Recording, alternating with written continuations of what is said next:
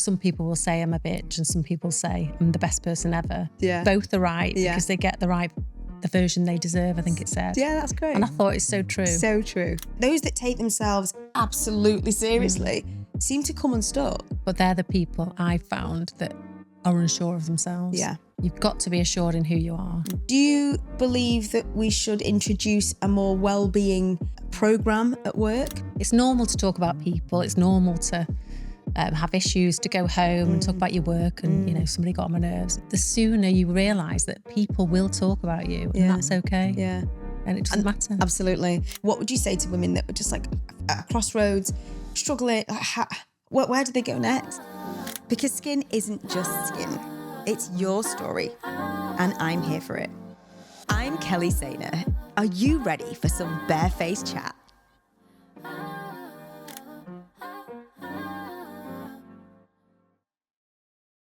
Louise, thank God I've got you on at last. I am absolutely delighted to have you here because I feel like we've got a massive story to tell about, and I feel like we've got a massive journey that we've been on and that we've got coming forward. Being able to have a podcast and make it come alive is just something that's been, I'd never thought it'd come to fruition, first of all. It was happening through the divorce, I think. So it was like the absolute light of my day, knowing that I could just get to speak to interesting people, even though it was quite upsetting. But that sets the tone really of how the podcast has evolved. I think Sam will agree that it's like ebbed and flowed and moved into these different areas of people coming in and wanting to join it. Well, it started before the Barefaced Chat, didn't it? Yeah. I remember my first introduction was on one. Yeah, that's right. Yeah. I think as we did, didn't we start to film the products? Inside the pods for a bit. Yeah. And we had a couple of guests that way and we did it that way. So I think this has been a more formal move into, and haven't we done so much from then to now? Yeah. Unbelievable. Well, you know, for those of you that are listening that have never met this woman, those of you that are watching, you can see how unbelievably polished and incredible she is. You've got the perfect mix of everything, and I want to introduce you to everybody as I see you. Okay. So interesting. It's you will. I think you will. I think you'll. It took me a lot of time to redo and write and want it to sound exactly as we are day to day, because it's dead hard to get that. I don't think you'll ever truly get that on paper, but we'll work through it and I'll try my best. Okay. For everybody out there, today's guest is the most wonderful Louise. Full name Louise. Not Louise. I just either wondered. FYI. Hi, Louise. You might not always see her at the forefront of the business, but you'll feel her impact in everything that I do. You always allow me to be at the front, to be there. But I don't like being at the front, that's why. I know you don't. I like to be at the back. I know you do. Holding things together. But that's where your comfort is. And that's where you've always said that you sit best. So Louise is my operations director, my right-hand woman, and honestly, the woman who holds everything behind Medica Forte, particularly a little less Renew, but Medica Forte 100%, and allows me to do Renew. You are calm, controlled, unshakable, my friend, my best friend. Oh, shush. I know, yeah, love you. You sometimes call yourself the Ice Queen, but people don't always see you and the depth that I see, because you're like a wall behind everything. And I couldn't have got where I am today without it. You're emotionally intelligent, your strength, and you've taught me to be more me, which is ironic. Which is on your side. Which is on my side. Yeah, who knew? You lead the team, you go home, you chill, you're a mum to Sienna, wife to Mark, mum to Liam as well. I don't think that people will ever get to experience you until they work with you, understand you, because I get to see all facets of you. Look at you. I know. Yes, it's just living the dream. But they don't get to see what's happening behind the scenes. And we've been through such a lot together, navigating some incredibly challenging times like divorce, accountant difficulties, staff leaving, difficult behaviours, the kind of pressure that just tests us 24/7. Yeah. And then we have to go home and deal with being all those different people. From being a patient, working, and then working in the business, you literally you worked in the business and on the business before that you worked in the business. Yeah, unbelievable. And from that day, realised that I'd found a gem and recruited you on the spot near enough. Yeah. And then, literally from then and previous to then, I think from then really you became one of my best mates. Yeah. And I think that what an honour to be able to work with your best mate. It's mega, isn't it? Yeah. It is, but we're still professional with it. Yeah. And through all of that, you are a steady hand, but you carry behind the scenes, what nobody will realise is that you carry everybody and never allow anybody to feel like they're not worthy of being in their place. You've done that, and I see that with every staff member. You allow them to shine, and if they don't, you're a goner. Basically. So be warned, anybody that comes in. She holds no prisoners. But you've got a loyalty that I massively respect from you. We laugh every day, sometimes at chaos, sometimes at the opposite. But behind the scenes, you do it with grace, you do it with clarity, you do it with respect. And today we're going to be talking about leadership, boundaries, motherhood, identity, what we've had to deal with, and your take on it from your perspective. Okay. So Louise, welcome to Barefaced Chat. Thank you. Thanks for having me. That's a big one to say that. That was a big one. How did you feel about that? Yeah, it was just the intro, matey. Yeah, I loved it. Did you? Not sure I'll get out. I don't think you will. You're in it for life now. No, I meant get on the door. Oh. Oh yeah, of course. Had to be too big. Is that what you meant? Oh, sorry. Tell me then, before we get into this, what made you stay when it was really tough? Which part? All of it. So, okay, what made you continue on with the job? Because we've spoken loads, and we're going to talk in different things, but I feel like let's just open it with what made you stay when we were in the toughest part of what we were in the trenches? Your determination. Because you always told me that you I had to see it fucking through. Yeah. Well, I've got to go back to when I first started. We had a really difficult situation within a week of me starting here. Very true. But I said to you, I remember you gave me the option to either come and work as a freelancer or an employee. Yeah. And I said, if I'm in it, I'm in it. Yeah. You did actually. The whole hog. Straight away. We had a really, really difficult challenge, and I'd had a career break to spend time with family. So coming back in, I realised I'm quite stubborn. I don't want to be kind of pushed to the side by anybody. And I also felt I had a duty of care to prove to you what I could do and how I could help. Because I think at the time you were struggling with the situation. Yeah. And although it was horrendous at the time, I thought I'm not going to give in. Did you? Yeah. Did you just have that it was a stubbornness, and just I will not be defeated. Yeah. You will not break me. Not you. Yeah. Obviously. Yeah. I've tried. And fortunately, I've got a really, really good network, because although we knew each other, we didn't know each other absolutely like we do now. No. So, and I was obviously trying to impress you, new employer, and also be that person in front of the team. And I didn't want to show any kind of weakness. Yeah. And I'm not saying that's a bad thing, but you know me, I hate showing that. I know you do. So I had great support at home, people, giving advice. Friends and family, Got through it. Then we started into the next big journey, which was really, really difficult. And I'm going to say went on for well over a year, would you say? More, probably. I think you dealt with, we were in fight for probably 7 or 8 months. And then I think before that was another probably 7 or 8 months of navigating. But also for me, I was having to learn about a whole new industry, skincare, chemical peels. Yeah. I was trying to learn that. I had to be there for the customers, give advice and manage all these other difficult situations. It was a lot. But I try and look at everything as a bit of a lesson and a learning curve. You did amazing. Just take it. I love to learn every day. You know, how much more can I get out of it? How can I shape myself? I've worked in so many different industries, had loads of careers, met amazing people.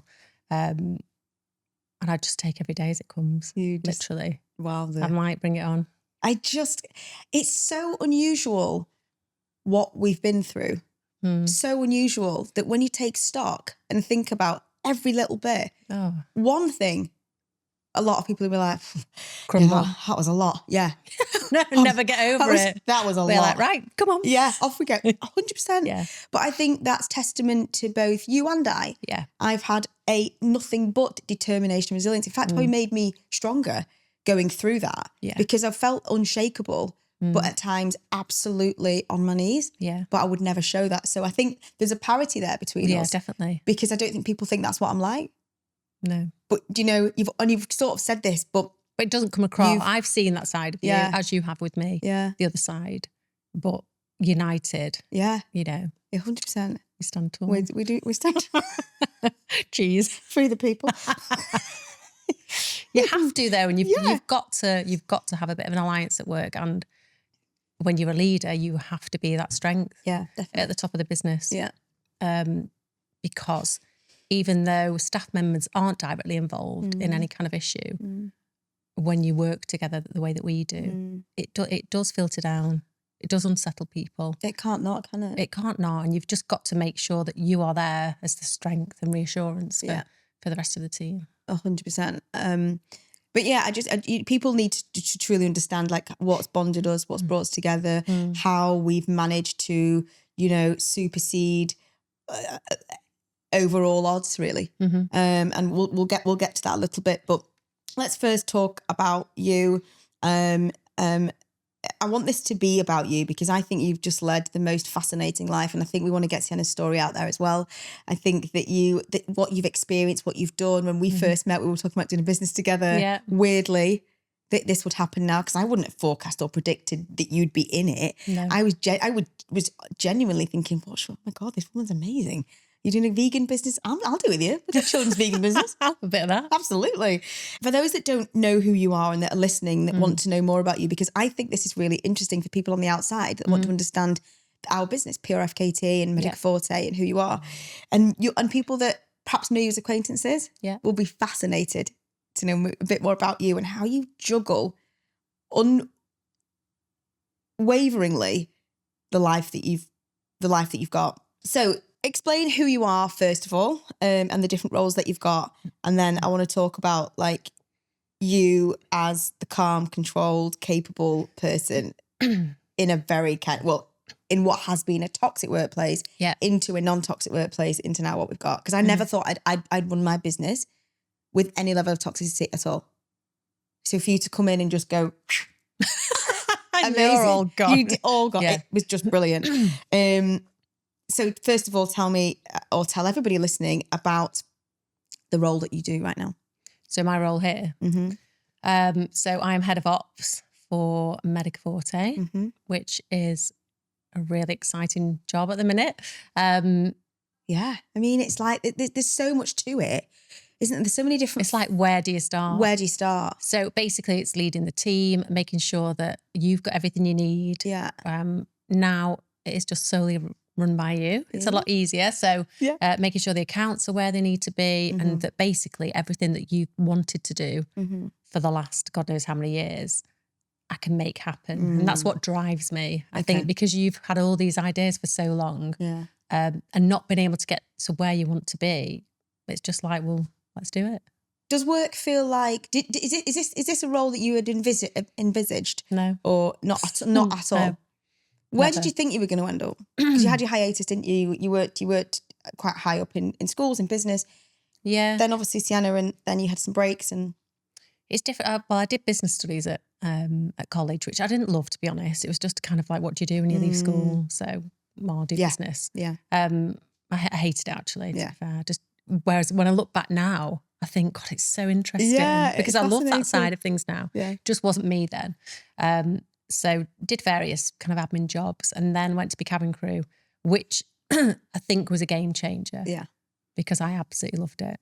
I've travelled the world, worked with different people every single day. Wow. So that's a challenge in itself. You've got a completely different team that you have to gel with. You might not have met any of them before, ever. And you've got to work, deliver a service, obviously take people where they're going and then bring them back.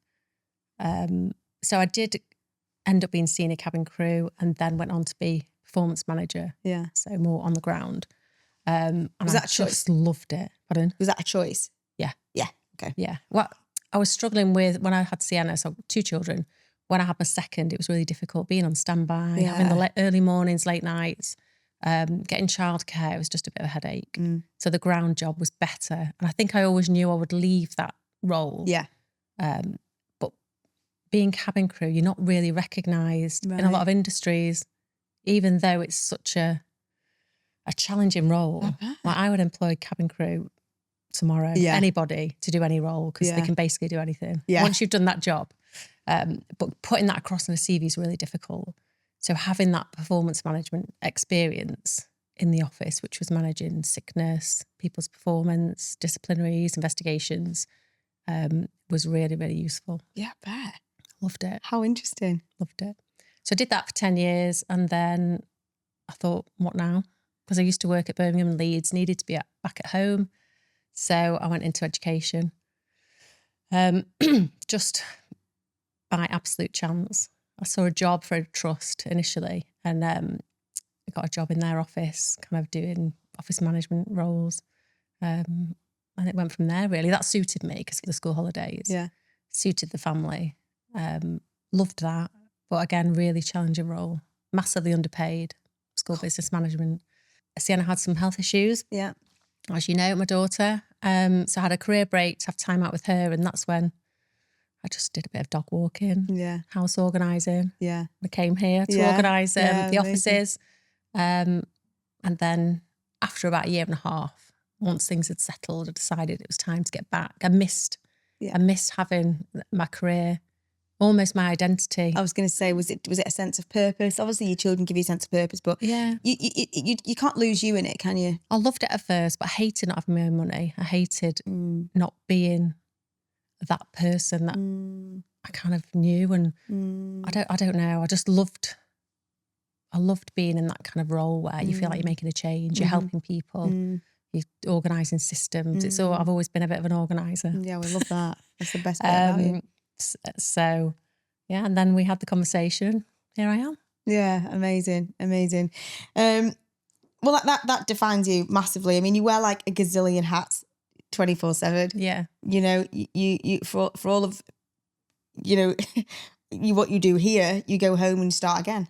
I know most mums do. Yeah. But your role is a little bit different. You know, just tell everybody why your role as a mum is different because of Sienna's diagnosis. So 2 children, obviously. The second one came along, amazing as she is. She had some health issues. Which when you've got a full-time job and a career and you're managing everybody else's emotions at work, which is what you tend to do, you're then trying to juggle this kind of situation that you're not really sure what's going on because there was no diagnosis. Yeah. Quite a few issues I'd noticed were different to my first child.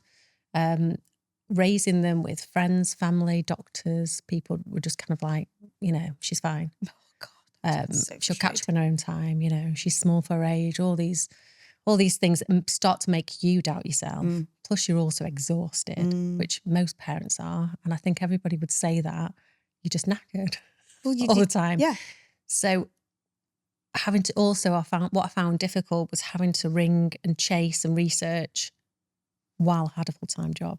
Because you know me, when I'm at work, it's work. Absolutely. I'm not ringing Mark, my husband.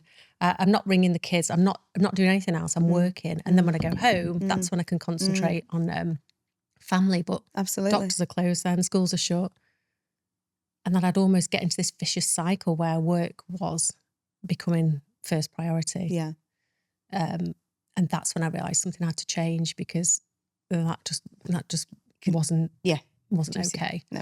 Had a really good manager at the time who let me kind of reduce my hours, but you know, without reducing the salary.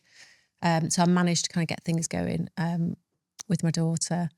But we're 14 years in now, and it's still constant, but more manageable, if that makes sense. Do you think it's because she's got older as well, or do you think now you understand it better? You've now got a diagnosis. Do you think because you were fighting for so long to understand what all of these different... A mixture, really, because the other thing I've had to do is go home and learn and research. And as well as health issues, you've got the education system to battle with. Yeah. So you've got a bit of everything. And especially if you've got, you know, a new job, a new role, issues at work, you've got travelling, you've then got to contact a school because things aren't quite right there. They're not delivering what your child needs. They're not progressing the way they should do, but then you're also chasing numerous hospitals, numerous professionals, and it was all on me. So literally, where do you start? And I know that there's loads of parents out there like that, and I would love to just say, you know, I understand. Yeah. Well, it is hard work. I mean, I think so many parents, mums, dads, anyone doing it on their own, it's really lonely. Yeah. When for Sienna, because she had such an unusual set of health conditions that you couldn't get diagnosed, it must have been really frustrating because every time you hit a dead, you know, you hit a wall. Well, she was signed off by one consultant, then another person signed her off for somebody else. But I was just convinced that no child could be so unlucky to have issues in all these areas without it being connected. Absolutely. And I just wasn't having it, basically. I don't blame you. But it took me years, and it took, because I didn't know what was going on. I'd never heard of Schwab-Diamond syndrome, which is what she was diagnosed with a couple of years ago. Nobody I've mentioned it to has ever heard of it. No. But there are so many other conditions out there that are unknown. And until somebody actually helps you and gives you a diagnosis, then you just kind of, well, almost fighting a losing battle. You are fighting a losing battle, and especially with the rare diseases, there does need to be more awareness of these rare conditions and more awakening. You know, we can't just say no. The system, like on that International Women's Day, she, you know, Janine said that you were medically gaslit. Everywhere you went. 100%. But the other, I would just want to say one thing. When I say I was on my own, it wasn't because I didn't have support, because I did. And my husband is amazing. He'll do everything in the house, but he kind of left that to me because I've got a bit more of a skill of kind of reading and kind of gathering information and going to challenge. You can't both be doing it all the time. Yeah, I get that. You kind of just fit into your roles naturally. Yeah. So that was fine. I've had lots of support from that respect. Yeah. I just meant the actual going into the schools, going into the hospitals, doing all the appointments, whilst still trying to progress a career. Yeah. Because life is expensive. You know, we all want a holiday, we want a nice car, nice house. Yeah. Give your children the best. So it's a real, it's an impossible juggle. Yeah, it is an impossible juggle, but somehow you've managed it. Yeah. So it is impossible, but somehow you've done it. Tell me a bit about Liam and where he's at right now. So he is at the end of his A-levels. So he'll have those soon, and then he's off to university, which will kill me. Yeah. Because the thought of him not being at home is just horrendous. But I'm happy for him. Yeah. He's ready. He'll love it. He'll have the best experience. I think that might give you a mental freedom. Now, my mum just didn't, you know, I went off to university and that's the natural progression.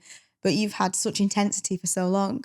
I think that he will thrive because he's so resourceful. And I will worry about him. Naturally, that's all right, and you're allowed to. But he will, you know, it will give you. You're not just going to have sleepless night after sleepless night because he's at university. No. You might do for the first month, but after that, you'll relax into it. Yeah. And he'll come home and you'll know he's all right, and you'll go and see him, and he'll just have a calm. And those nights where you don't have to pick him up, it'll give you a little bit of just, okay, now he's self-sufficient enough to go off. You get a bit more of you time back. A little bit. Not that you want to embrace that, but you will do. You'll learn to. Yeah. And I think that'll be good for you and Mark. So, okay, we've done the family to a degree, and you do it with such fucking poise and grace. Like you do. I don't know how you do it. You're so beautifully like calm, elegant, intimidatingly so to some, not to me. Because I think you're just you, aren't you? But Yeah. joking. No, you are. I think a lot of people find you intimidating because of how accomplished you are in every area. You're tall, you're beautiful, you're intelligent, you're funny. It's like, what can't this girl do? You know? And obviously I met my match. No. Apart from the tallness. I'm only joking, but I'm told I'm kidding. I'm kidding. The reason I wanted you on here is because people have got to see behind the scenes a bit. And I think that's what they love.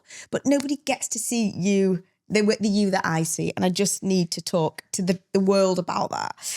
So in terms of leadership, and one of the things that I admire about you is your ability to like stay completely calm when everything else is like...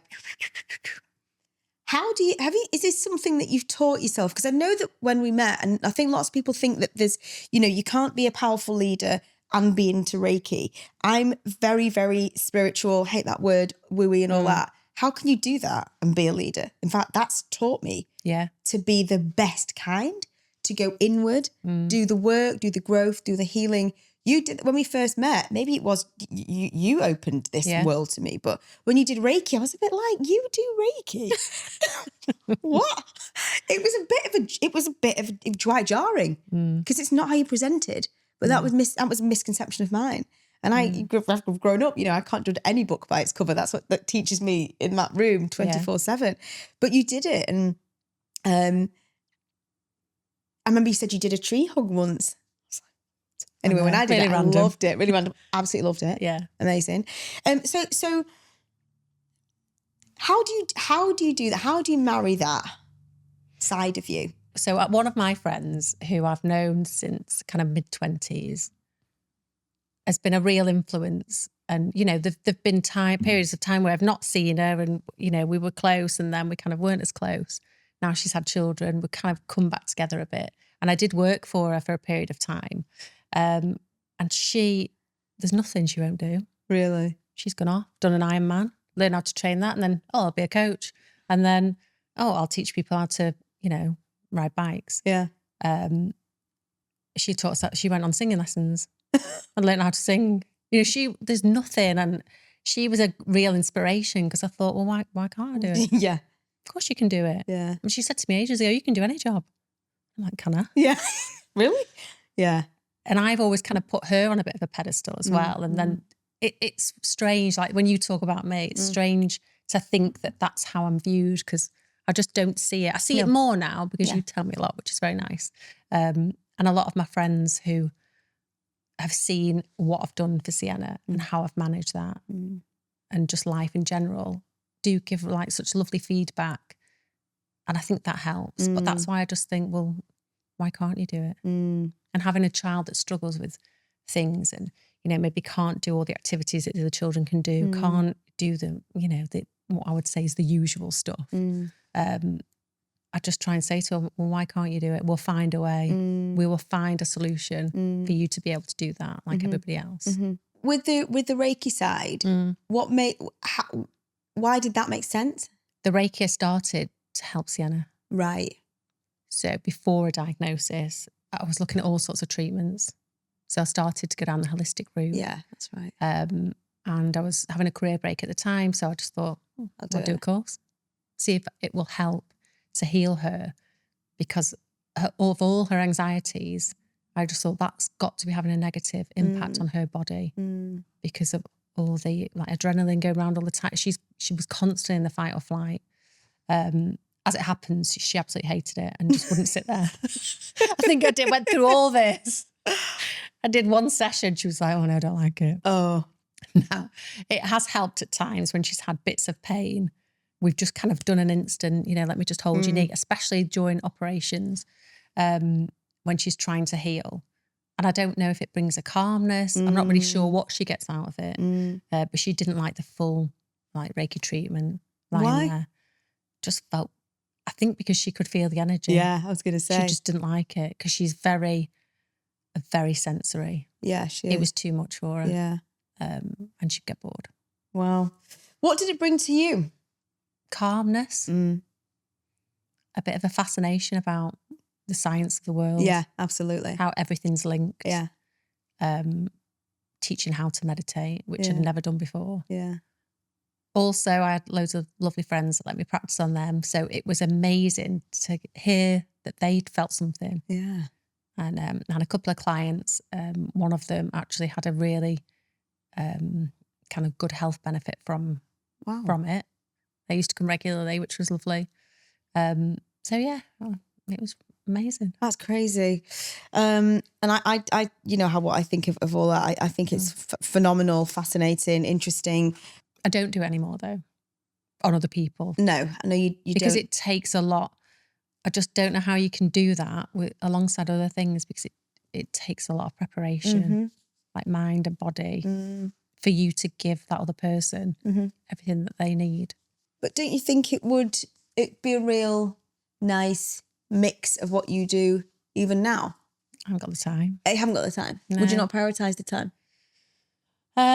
It's having the space, preparation. I found in order for people to get the most out of it, you've got to have a really like quiet, protected, cleansed environment. Yeah. And there's a lot of prep goes into that. Okay. So for these people that do it all the time, it's amazing. Yeah, it's not just it takes a lot out of you. Get in the room, hands on. No, it's anyone can do that, and you could charge somebody for it, and tell them that you know what's wrong with them. Yeah. But I just don't believe it. No, I totally. Yeah, I mean, I think it's fascinating, and I just love it. This word, the ice queen, comes up quite a bit because you said it to me, and I was a bit like, "What do you mean?" But I kind of know what you mean. Of course you do.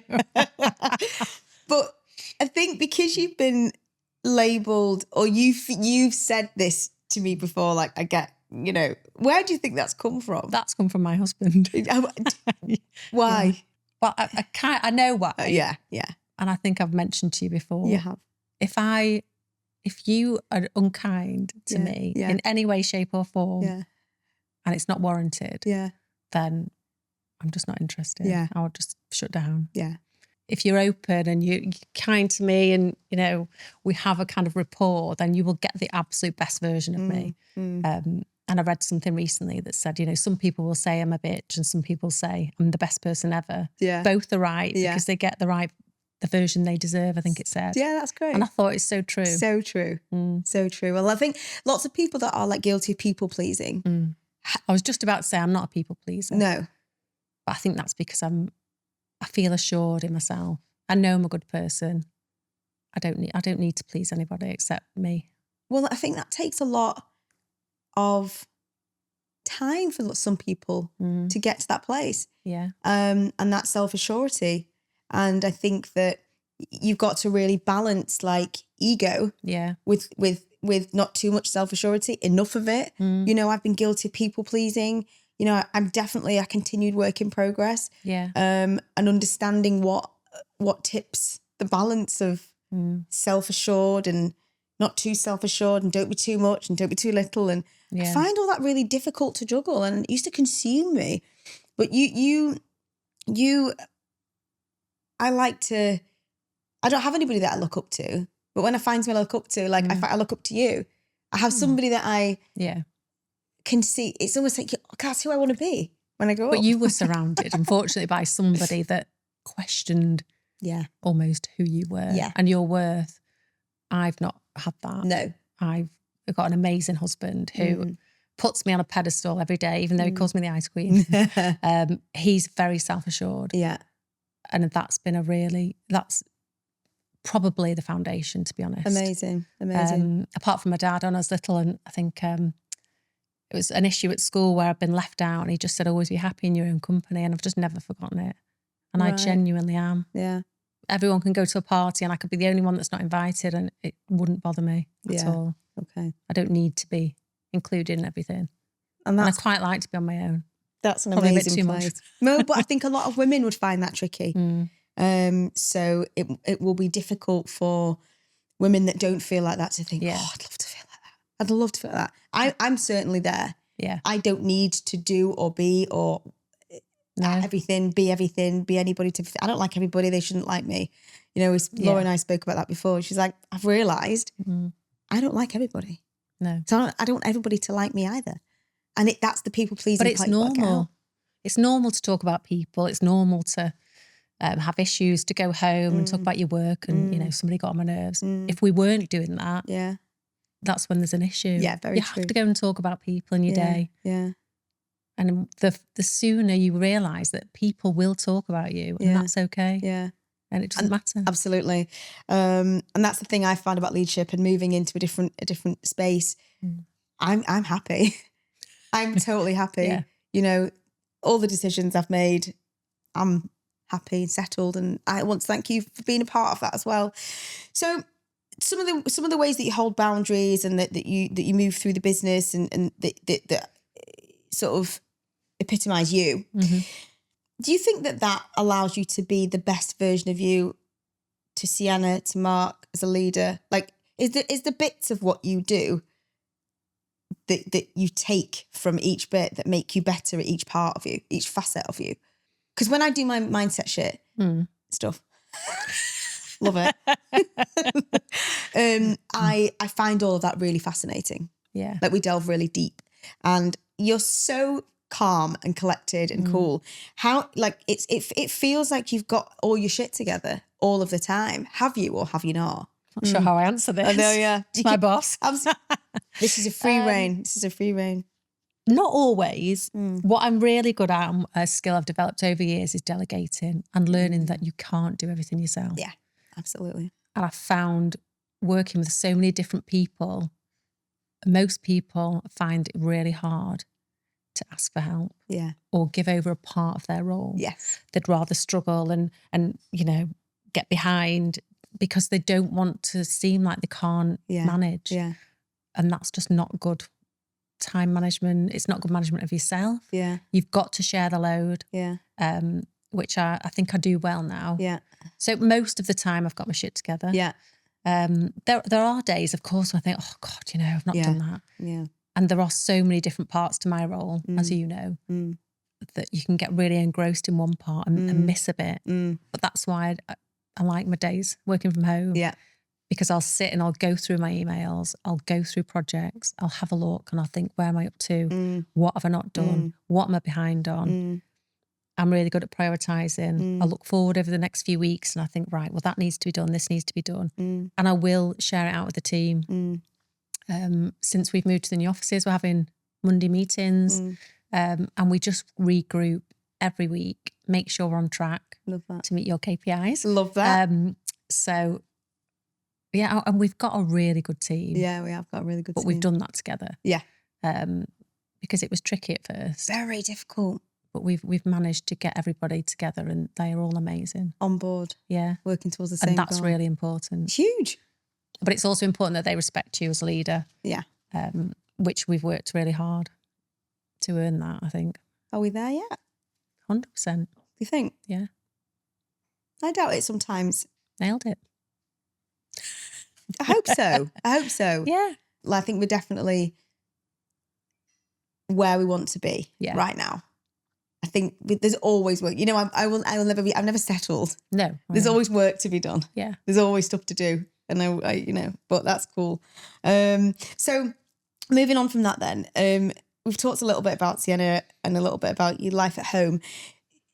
Sienna's incredibly resilient. She showed that in spades after she had her operation. Yeah. We talk about her in the office whenever we see her and whenever she comes in, because we've seen a massive shift in confidence, resilience. Yeah. She believes herself where she didn't before as much. Why do you think that is? Because I continuously work on her confidence, give her advice. And I try and encourage her to handle her own problems. Okay. Because she tells me everything. I know what every teacher says, what they've done, what they shouldn't have done. Brilliant. And I don't always raise it, but when I feel I need to, I do. Otherwise, I will explain to Sienna why people behave the way they do. Yeah. Why some of the children might be cruel to her at school. They might have difficult home lives. I'll try and put a different perspective on things rather than just saying, oh, you know, tell them to get lost. Or I try and get her to look at it from an outside person, and she really does. She really takes that on board because of her emotional intelligence. And then sometimes I'll just say, oh, you know, just brush it off. Yeah. But it's normal. It's part of life. Yeah. And you just have to be able to deal with that. And recently she'd been feeling a bit left out at school. And she goes almost like a bit inside herself. Yeah. And I said, you've got to push yourself forward. Just join the conversation. Don't wait to be asked. Just go up to people. And she started to do it. And she came home and she went, I did what you said today. I said, and how was it? She was like, it was great. Had a great day. I was like, see, you can do it. Oh. And then since that, so it's continuous work, but she absorbs everything that I say, which is amazing. That is amazing. She listens to me. She is a mini you, though. She's one of the people that do. She's one of the only people that do. Everybody listens to Louise. Literally. I've got a fucking choice. Anyway. So, no, that is testament to you. Given that then, you must have days where you feel like you are vulnerable, you can't do it. You would never think that. But do you genuinely have days where you think, oh God, I'm not sure. I'm vulnerable? Never. Not really. Do you not? Do you think that's normal? No, probably not. Get deep now, but... I'm going to be honest. Do it. I think a lot of it comes from you, from the support that you give me, Okay. the trust that you have in me. Oh, good. I never feel like I'm being questioned on on who I am and my role. So thank you. That it does, honestly. It comes from you. It comes from assurance I've got at home. Yeah. I've got another best friend who I ring every day on the way to work. So we might get out our frustrations or minor details and we just chat. Yeah. And that's a really, really good tool because lots of people don't talk on the phone anymore. Very true. It's texting here and it's just not the same. No, I agree. Text can be misread. Yeah. All the time. Mm-hmm. So that's good. I've got, great family. And the team pretty much manage themselves. Yeah. They're all invested. Yeah, absolutely. Yes, we guide and lead, but generally everybody really cares and 100%. and roots for you and the business. Oh God, that's amazing to hear. Which makes it easier. It does make it a lot easier, and I think that's a really nice way to tell people that are listening that you can do it all. Just have to take these moments. You can, but you've got to know how. And just learn and know what works for you and just reach out to your mates if you need to. It's so true. And one thing I do though is sometimes I'll go to bed really early. Oh, will you? Because I feel like I'm pretty much always on form for work. Yeah. But if I will get home and I'll be exhausted. And I don't know if that's because I've just managed this calmness all day. I don't know. But it can get to 8 o'clock and I'm like, I'm going to bed. Yeah, I'm done. So I don't probably do as many jobs as I should in the house. But you can't do everything. No. But if you've got an agreement with your partner that's how it goes. And I don't cook. You don't cook, and I don't shop. I mean which a lot of my friends, find really hard to believe. But that was one thing that I used to struggle with working. And that's one thing that Mark just took off me. Yeah. So he does all the shopping and all the cooking. And his own full-time job. Yeah. Amazing. And at the weekend, he'll come back from football, he'll say, have you had lunch? I'm like, no. What are you making? And he laughs. Yeah. Because he just takes it all in his stride. Oh, bless him. And he brings me a coffee in the morning. You have got a pretty unique situation. Yeah. But we've worked at it. It's not all been, smooth sailing. But I think you've got to just not give up and just keep going and find out what works for you. Work, home, everywhere. Love that. And that's 100%. And that, you know what, what do I say, Sam? I've got this list of questions. We answer them before they're even answered. You just naturally go through the next level. And I don't know if it's because I'm well aware of what we're talking about, but it's the holistic part of you just comes out naturally. And that was the next thing. Well, I think you've just, textbook said to anybody listening that you can do it, you can have it. Yeah. And you've got the best relationship with Mark, and I think that's incredible. And you've been really vulnerable with who you are. One of the things that gets us through the day is how much we trust each other, how much we laugh. Everything is very professional, but hilarious. But it can be at the same time. But we manage it really, really well. Yeah. I think one of the benefits of our relationship is that we don't take everything too seriously, but we know we've got a job to do.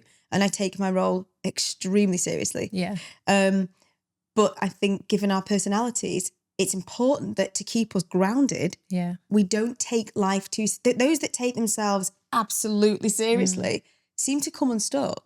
But they're the people I found that are unsure of themselves. Yeah. You've got to be assured in who you are. If you are leading a team, you won't get the best out of your team if you're like that. I agree. They want to be able to have a laugh. They also know there's a boundary, but they know you're a human and that you're there to help. Yeah. But actually you expect them to do a job. Absolutely. But they will if you treat them properly. Yeah.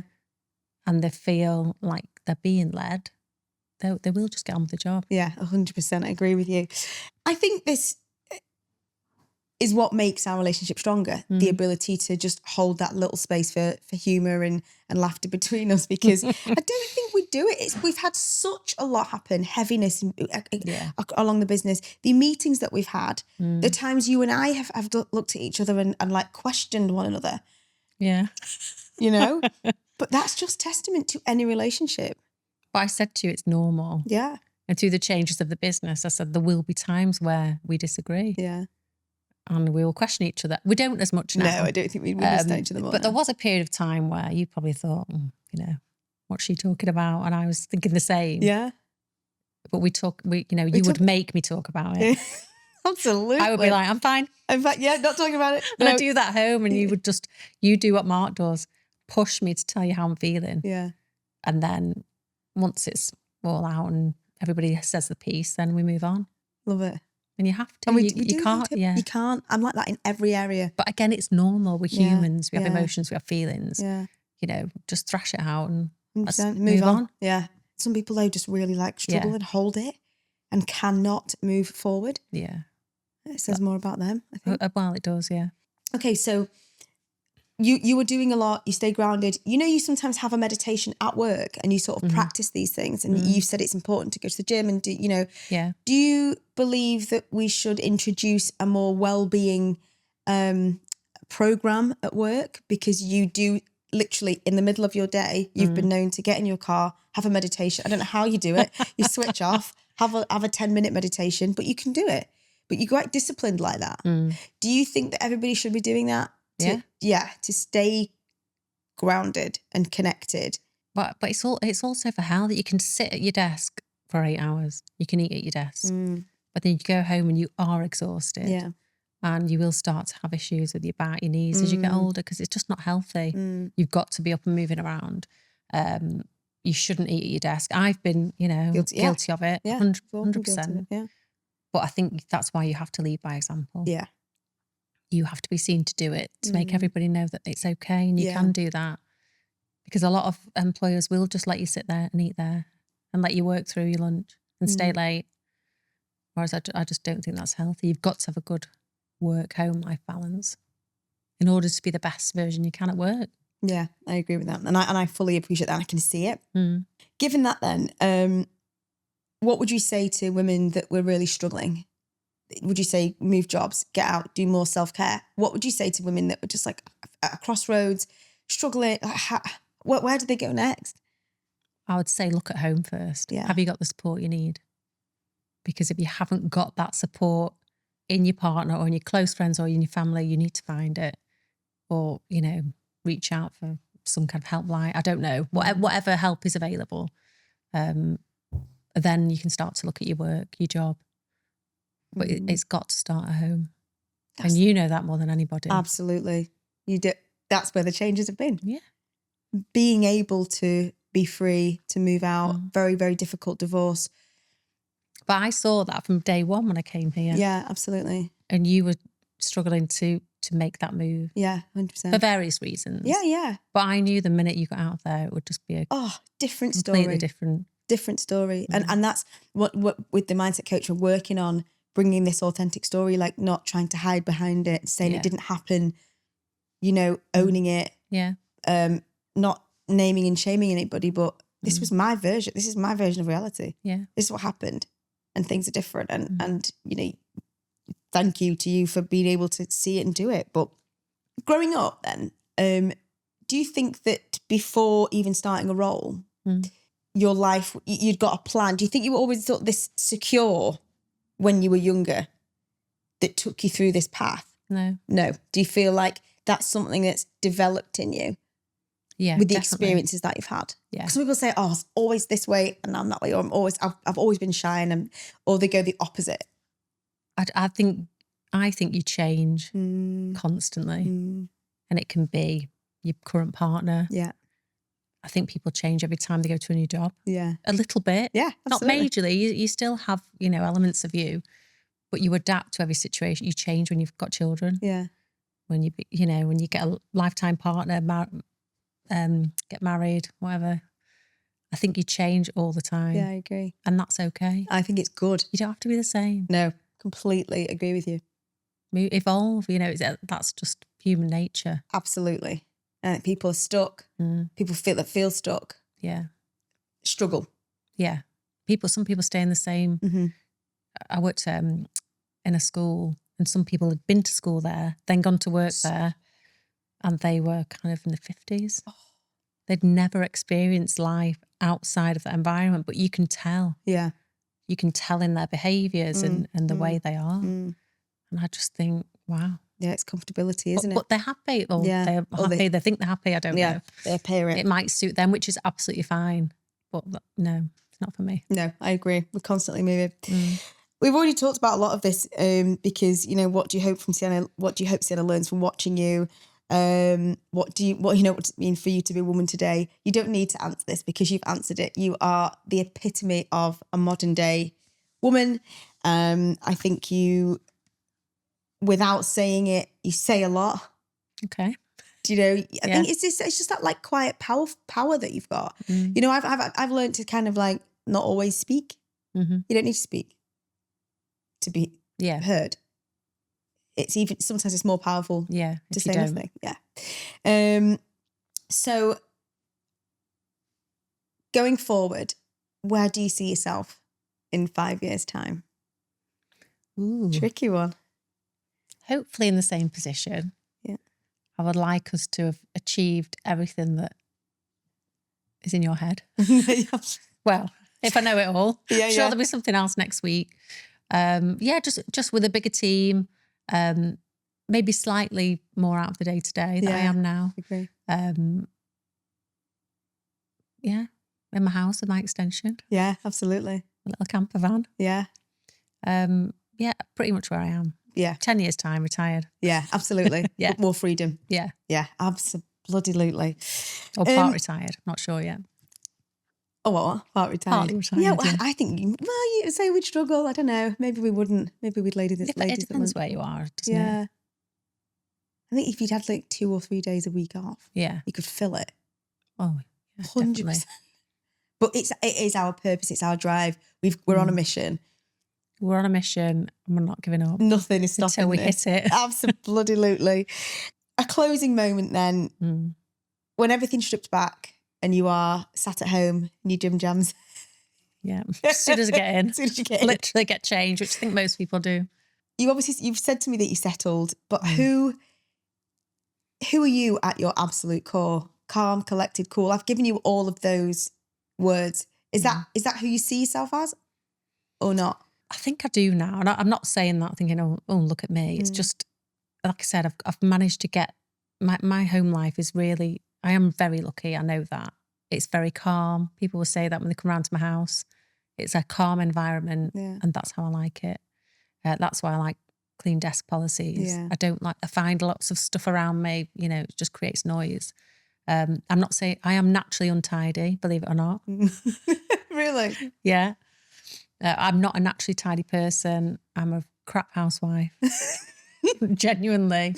Don't cook. There's a lot of things that I can't do, but I own it. Yeah. I don't try and be everything because I just can't. But when I'm at home, I like to have my comfy clothes on. I like to watch Netflix with Mark. I love my bedroom. I love my cats. I like to be on my own a lot. I love that. And I love shopping. That's what Sienna and I do a lot. Nighttime shopping. Oh, I love that.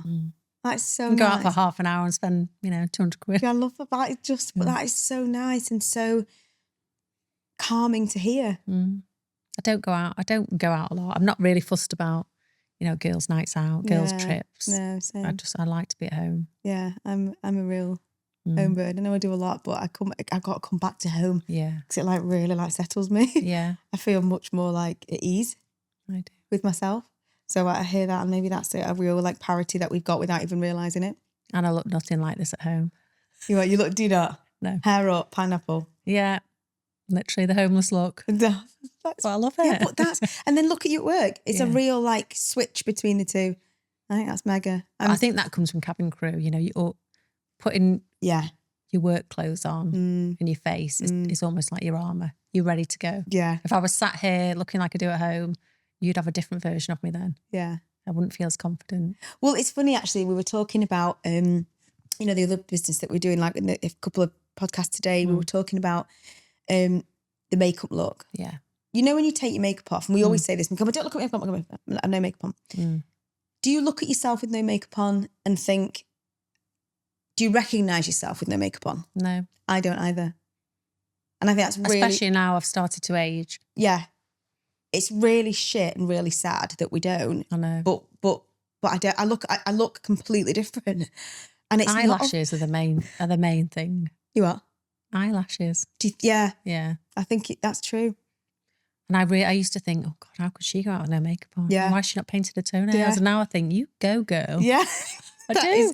Very I think true. good for you. And I that's one bit I'm not confident in. I wouldn't, like Mark will say, we go to the shop and I'm like, no. Yeah. I'm not going out. I've got no makeup on. Yeah. If I see anyone, I would die. Yeah. So would I. Which is bad. It's really bad. Yeah. But we've got to get out of this. But I'm not gonna get out of it anytime soon because I actually enjoy putting it on. Well, I do, and I like when I put it on. I feel more confident. I do, but I'm in two minds. Sometimes I think, is it a bad thing? Is it not? Well, if it makes you feel good, do it. I agree. That's the industry that we're in, right? Aesthetic is everywhere. You want your house to look nice. You want your car to look nice. Why don't you want your face to look nice? Mm-hmm. If that's what you want to do it. Are you worried that Sienna will see that and you are giving her this view of a woman that needs to look good with that face on? Or I used to worry about that. She won't go out without her eyelashes on, but she doesn't wear foundation because she doesn't like the feel of it. Yeah. She's getting better, I think. Watch this space. Things are moving. So after we do the podcast, like this is literally something that Sam and I talked about initially was that we have a look at what people say on Reddit based on some of the topics that we've talked about. I think these are really interesting, what people have said. So I'm going to read a few to you and give me your thoughts on some of these. Is setting boundaries the same as being cold? Oh, I don't think so. Can you be a strong leader and still be soft? Yeah. Is it possible to have a career, motherhood and identity? How do working mums hold everything together? How do you stay calm when everything around you is in chaos? Why do we feel guilty for putting boundaries in place? I think these are really, really interesting things that people are asking Reddit. Yeah. Like, if that's what the world is saying and we're able to talk about it, I think that's fascinating. It is fascinating. Do you think it's unbelievable that people are typing this in and wanting an answer to it because they don't feel that they are getting that from anywhere else? You don't know if they've had that said to them from somebody else. Absolutely. And it'll start to question them. Yeah. And this is what's really important. You've got to surround yourself with the right people. With good people. And this is what, hopefully you've got now. Absolutely. Because some people are, the people pleasers in us will draw in those narcissistic. I agree. Personality types, yeah. And then once you surround yourself with people like that, you get a bit stuck. You'll start to doubt yourself. 100%. You've got to just make sure that you surround yourself with good people. Massively. Well, I have a good Jamie now, so I can do that. Everybody knows about Jamie. Shout out to Jamie. Shout out to Jamie, babes. Love you. Thank God. She's much nicer. I've got a much nicer human, I must say. But thank you for taking the time to sit with me. What do you think of it? Is it what you expected? Yeah, I think it's what I expected. I feel a bit less like robot-y, like I was on the first one. 100%. But these kind of things really push me out of my comfort zone. Because although you say I'm, cool and calm, to stand up and present to a room or to train like you, I just couldn't do it. Yeah. We know our strengths, right? We know our strengths, but I know what I'm good at now and what I'm not, and I don't try and do what I'm not. Yeah, great. I'll give it to somebody else. Yeah, 100%. I could completely agree. You hold space for me. I hope you feel I hold space for you. Yeah. Thank you for being my right-hand woman. I can't wait to see what we've got in the future. Neither can I. Unbelievable. Sky's the limit. Sky's the limit. I just want to say thank you for coming on. Thank you for pushing yourself out your comfort zone. Yeah. And I didn't get much choice. Let's do this again. This is true. It's like you are doing it. Okay, boss. But no, we'll do a part 2. Yeah. We've got more to say as well about everything. Definitely. But thanks, babe. Thanks. Everybody, Louise. Woo! That's it for today's Barefaced Chat. Thank you so much for listening. If you've loved this conversation, make sure you follow, rate, and share. It really helps more people find us and join the conversation. I'll be back next week with another honest, unfiltered chat. Because skin isn't just skin. It's your story, and I'm here for it.